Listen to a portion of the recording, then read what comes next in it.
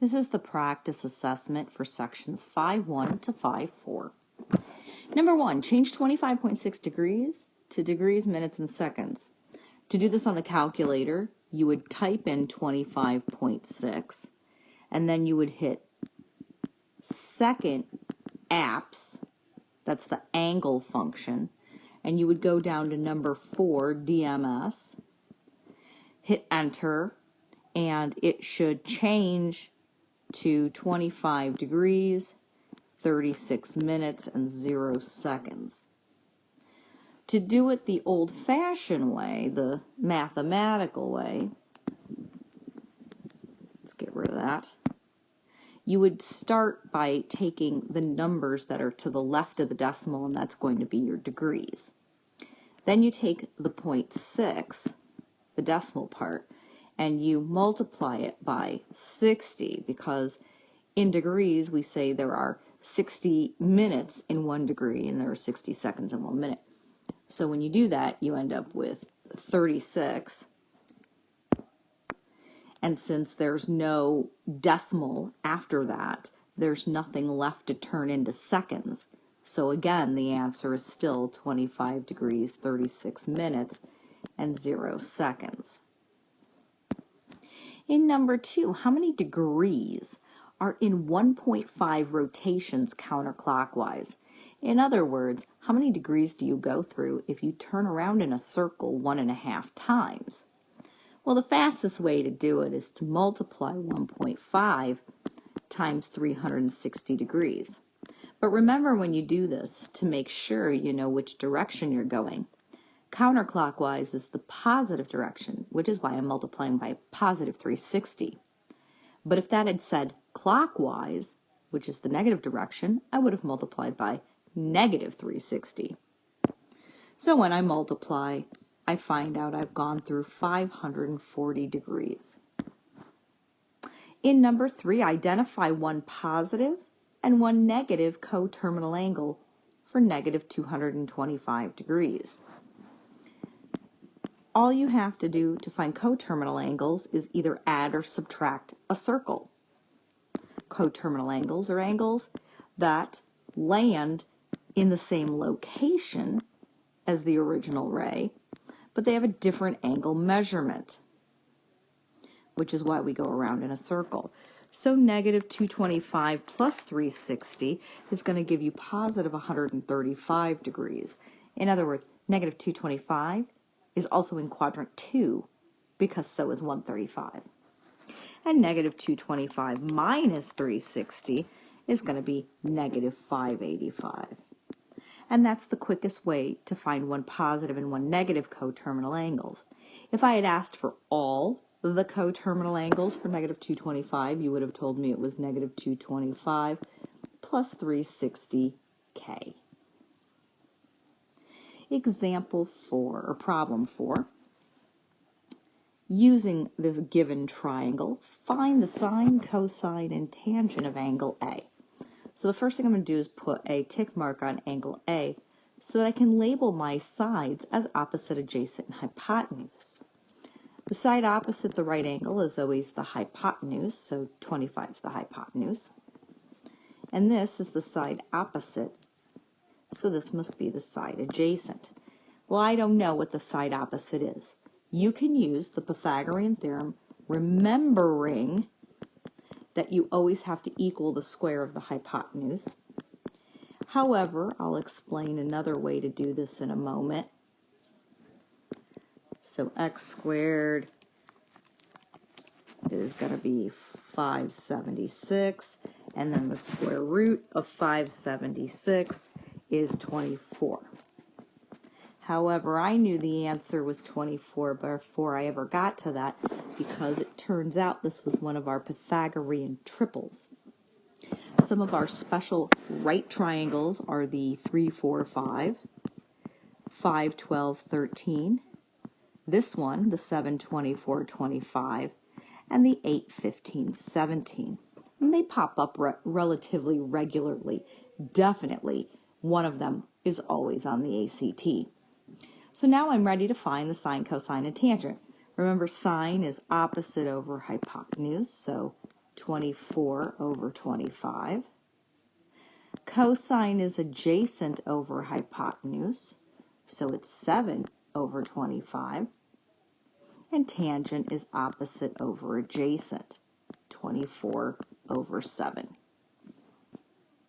Number 5, if the tangent of theta is equal to -3, then the cotangent of theta equals, well, remember that these 3 new trig functions that we learned that we didn't see in geometry, they're called the reciprocal functions because you literally take, oops, let's do that, you take that fraction and you flip it.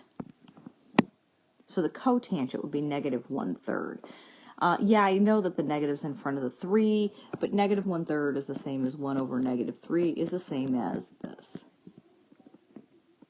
We normally put the negative with the numerator. It just looks nicer that way. Number 6, find the exact values of the 6 trigonometric functions of 330 degrees. So you're going to need to draw a picture. 330 degrees is in quadrant 4. The reference angle is 30 degrees because that's how far away that ray is from the x-axis. So now I'm going to draw my right triangle. One side of the right triangle is always on the x-axis. This is a 30, 60, 90 triangle. So the side opposite 30 is 1. The side opposite 60 is square root of 3, and the hypotenuse is 2. But because this is in quadrant 4, where x is positive and y is negative, this is the y value because it's parallel with the y-axis. It's going to be -1. The angle that we use to do our opposite adjacent hypotenuse is always the one closest to the origin, the reference angle. So this is opposite, adjacent, and hypotenuse. So the sine is opposite over hypotenuse, so the cosecant is the reciprocal. The cosine is adjacent over hypotenuse, so the secant is the reciprocal. And that rationalizes to 2 the square root of 3 over 3. The tangent is opposite over adjacent, so the cotangent is the reciprocal. I like to use this fraction to flip when I do the reciprocal and not the rationalized version, only because then you kind of have to rationalize again, and I don't want to have to do all that extra work. Number 7, find the exact value of the sine of theta for an angle theta in standard position if a point with coordinates -1, 4 lies on its terminal side. So this is what we're going to do. We're going to draw a picture. -1, 4 would be in quadrant 2 because you have to go 1 to the right, and 1 to the left and 4 up. So that's my terminal ray.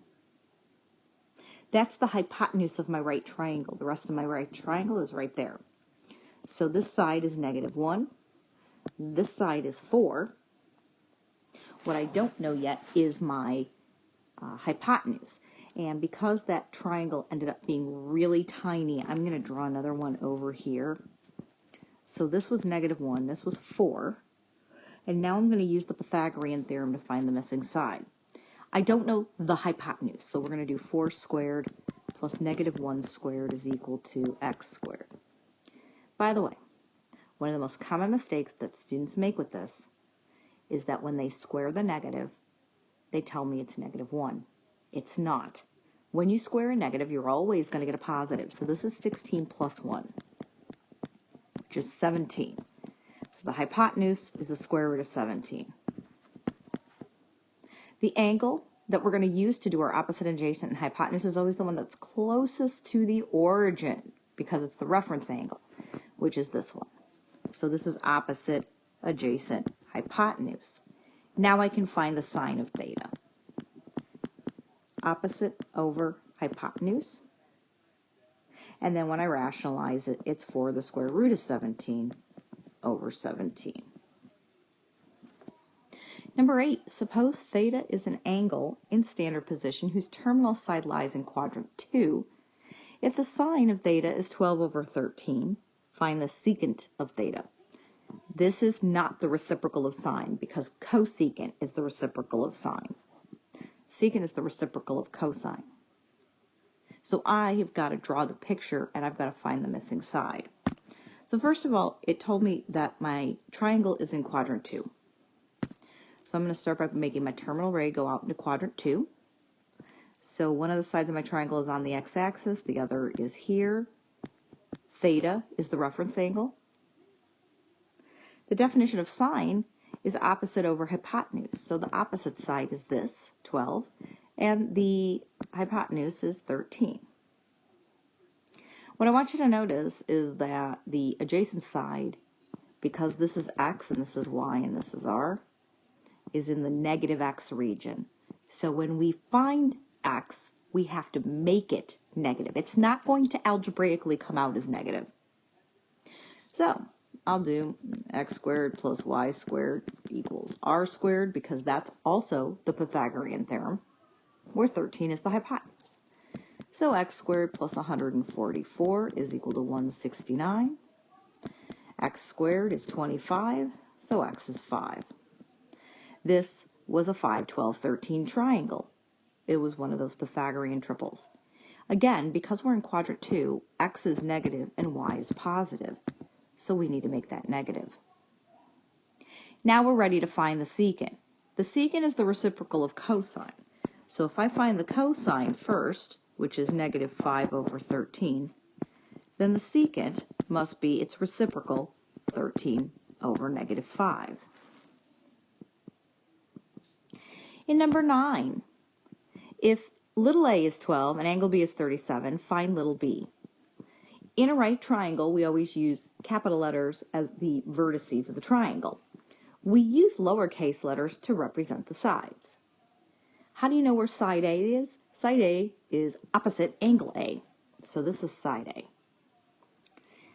Angle B up here is 37 degrees. We want to find side B. So here's what I'm going to do. I want to find the side opposite, but I was given the adjacent, not the hypotenuse. So I'm going to ask myself which trig function uses opposite and adjacent. It's tangent. So the tangent of 37 degrees is opposite over adjacent. This is just a proportion, so I'm going to cross multiply. I'm going to get b is equal to 12 times the tangent of 37. And then I'm just going to plug into the calculator 12 times the tangent of 37. Don't forget your calculator does need to be in degree mode because if it's not, you'll get the wrong answer. It turns out b is approximately 9 or 9.04 if you want to tell me that. Problem number 10. The angle of elevation from the far side of a pool to the top of a waterfall at one side of the pool is 54 degrees. The distance from the far side of the pool to the top of the waterfall is 230 feet. Find the height of the waterfall to the nearest tenth. Hint, draw a picture. As I tell the honors students, if you don't draw a picture, you're not going to figure this out. So we have some waterfall, probably like right here. Here's the waterfall. And then here's the pool. So they told me that the angle of elevation from the far side of the pool to the top of the waterfall is 54 degrees. The angle of elevation is an angle that comes up from the horizontal.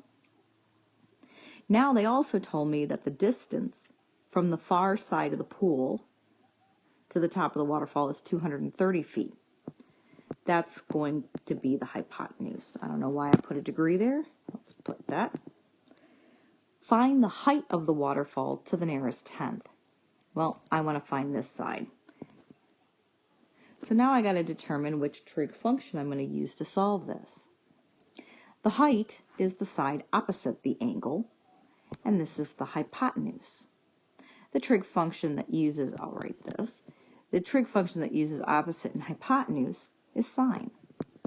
So the sine of 54 degrees is h over 230.